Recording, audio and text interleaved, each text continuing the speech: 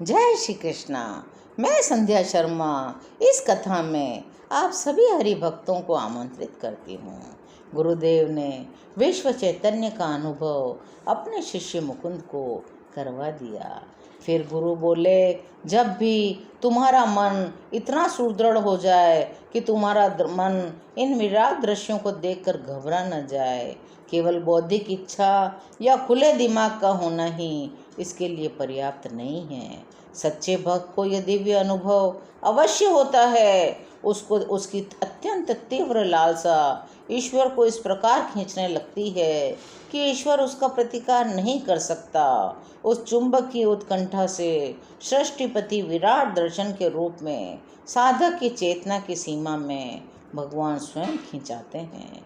श्री युक्तेश्वर जी ने मुझे दिव्य आनंदपूर्ण अनुभव अपनी इच्छानुसार जब चाहे प्राप्त करने और जिसकी अंतर्ज्ञान प्रणाली विकसित हो गई हो ऐसे लोगों को प्रदान करने का तरीका भी सिखाया। कई महीनों तक मैं इस परमानंदमय एकात्मा की अवस्था में तल्लीन रहा। प्रतिदिन मेरी ये बात समझ में आती रही, उपनिषदों में ईश्वर को रस स्वरूप रसे वै सह क्यों कहा गया है। परंतु फिर एक दिन मैं सुबह अपनी समस्या लेकर गुरुदेव के पास पहुंचा। गुरुदेव, मैं जानना चाहता हूँ मुझे ईश्वर प्राप्ति कब होगी। तुम्हें ईश्वर प्राप्ति हो चुकी है? जी नहीं गुरुदेव, मुझे तो ऐसा नहीं लगता। मेरे गुरु मुस्कुरा रहे थे। मुझे विश्वास है तुम सृष्टि के किसी जीवाणु रहित साफ सुथरे कोने में सिंहासन पर विराजमान किसी पूजनीय व्यक्ति को ईश्वर नहीं मान रहे हो।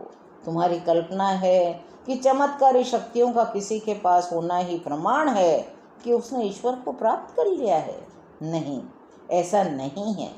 किसी को पूरे ब्रह्मांड को नियंत्रित करने की शक्ति तो मिल सकती है, परंतु फिर भी वह ईश्वर उसकी पहुंच से दूर रह सकता है। नित्य नवीन आनंद ही ईश्वर है। वह अक्षय है। वर्षों तक जैसे जैसे तुम ध्यान करते जाओगे वैसे वैसे वह अनंत युक्तियों से तुम्हें मोहित करता रहेगा। तुम्हारे जैसे भक्त जिन्हें ईश्वर का मार्ग मिल जाता है, स्वप्न में भी ईश्वर के स्थान पर दूसरे किसी सुख की कल्पना नहीं कर सकते। ईश्वर तुलना या प्रतिस्पर्धा से भी परे बेजोड़ विमोहक है। यह लौकिक सुखों से हम कितनी जल्दी ऊब जाते हैं। भौतिक सुखों की कामनाओं का अंत नहीं है। मनुष्य कभी पूर्ण तृप्त नहीं होता। एक के बाद एक दूसरे लक्ष्य के पीछे दौड़ता ही रहता है। सुख के लिए वह जिस कुछ और की खोज करता है वह कुछ और ईश्वर ही है, और केवल वही शाश्वत आनंद प्रदान कर सकता है। बाह्य इच्छाएं हमें अभ्यंतर के स्वर्ग से बाहर खींच लाती है। ये मिथ्या आनंद देती हैं जो आत्मिक आनंद का छद्म आभास मात्र है। खोया हुआ आंतरिक स्वर्ग दिव्य ध्यान के द्वारा शीघ्र ही पुनः प्राप्त किया जा सकता है। ईश्वर अकल्पित है, नित्य है, नूतन है, अतः हम कभी उससे ऊब नहीं सकते।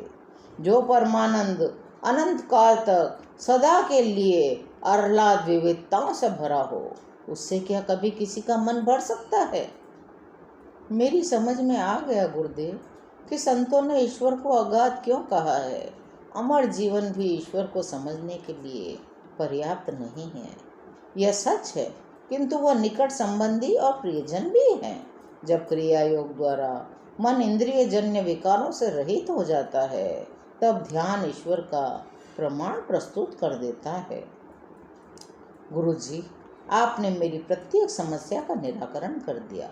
मैं जान गया हूँ मैंने ईश्वर को पा लिया है, क्योंकि जब भी कार्यशीलता के बीच ध्यान का आनंद सुप्त मन में लौट आता है, तब प्रत्येक कार्य में, यहाँ तक कि उससे संबंधित छोटी से छोटी बात में भी सही दिशा अपनाने को सूक्ष्म मार्गदर्शन मिलता रहता है।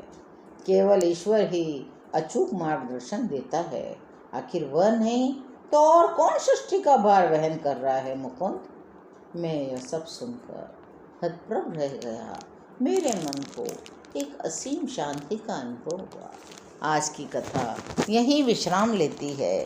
शेष कथाओं को सुनने के लिए चैनल को सब्सक्राइब करिए और मेरे साथ प्रेम से बोलिए जय श्री कृष्ण।